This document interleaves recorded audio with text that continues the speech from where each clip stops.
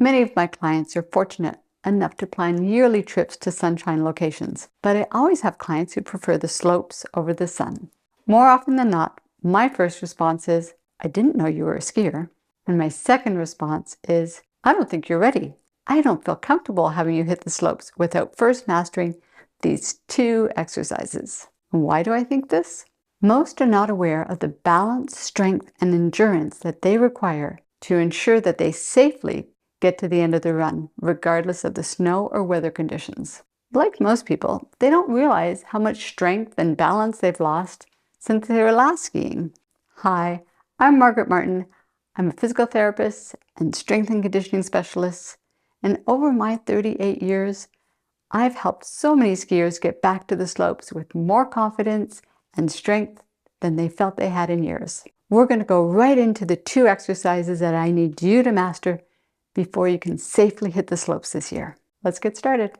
The very first exercise to master if you're hitting the slopes and you're over 50 is squatting on a balance board. So in order to master squatting on a balance board, you first want to master your squat, and then you want to master standing on the balance board. Once you're comfortable standing on the balance board, and you could even get comfortable looking to the right and looking to the left, looking up, looking down, all these things that you do when you're skiing, you're looking around. I like to practice and do drills in positions that emulate the activity you're going to do. So elbows by your side, you imagine you're holding your ski poles, take your breath in, and you exhale as you go down, and you're holding the slope, and you can almost feel the snow under feet, and you're wanting to keep your knees and your feet that same healthy distance apart, and then up. If you have a more narrow ski stance, practice with a more narrow stance. But gradually over time, I want you to comfortably imagine how much time you spend going down the hill. You know, are you a black diamond, and are you down into a deep squat, or are you going up and down? Try to emulate what you do and what you expect your body to do so you have a great ski season. Next is the second most important exercise if you're planning to hit the slopes. In my opinion, the second most important exercise to master before hitting the ski slopes is kneeling on the ball. And I'll tell you why in just a moment.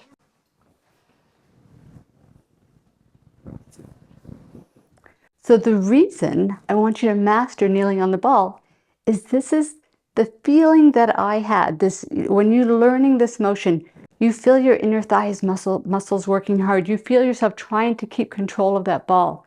And when I moved back from California to Ottawa, and I did my first ski hill, and it was icy underneath the powder, it was like trying to control the skis and feeling my muscles of my thighs working hard.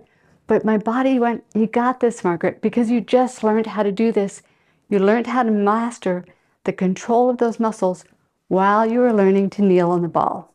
So I'd much rather that you develop that strength and confidence in a controlled situation before you do it out on the ski slopes. So let's learn how to do this in a controlled way. All right, so we are beginning by standing with our feet hip-width apart directly behind the ball. Your knees are also going to keep that distance apart. You're going to take the ball and shove it up against your shin bones. With your butt sticking out so that you get a nice flat back, spread your fingers wide and place them shoulder width apart directly underneath your shoulders. Using your strong calf muscles, you're going to be pushing forward with your feet. Take a breath in. Exhale as you go forward, because I don't want you holding your breath. So here you are in 4-point, and you can play here a little bit. Just get comfortable feeling this back and forth. If you've never done this before, repeat this step at least 5 times before you go further. Now, as I go up, ideally, what I would like you to have is, and I'm just going to center one hand, I would like you to have a bed or a strong desk with a solid front to it, so that if you go too far forward, you just feel that safety that you have something there to stop you. It should be 6-7 inches in front of the ball, so you can play, but it's not going to let you lose control. In the same way, I want you to have strong, sturdy chairs. This is just for the video. I don't want you to have chairs like this that slide away. I want those chairs to be on a solid surface, maybe another yoga mat or just nice heavy chairs. All right, from here, what you're going to do is you're going to start to hold the surfaces that are near you just to get comfortable and feeling that if you kept the same position, you're going to feel like you're going to roll back. So you have to roll forward so that the weight is more through the middle of your shin bones so that you can actually tuck your toes right up against the ball. That pretty much tells you you're in the right position. Use your butt muscles, keep them tight, stay long and tall through your body. Now from here, you want to just start getting comfortable letting go. You might also find, wow, that your inner thigh muscles are shaking so much that you want to come down. Please go down. Take a break, walk around, come back, and try it again, gradually building up your endurance. With time, I want you to be comfortable letting go of one side, the other side, so that you can play with the ball right in the center here, where you can shift from side to side, forward and back. You want to be in control of the ball and not have the ball be in control of you.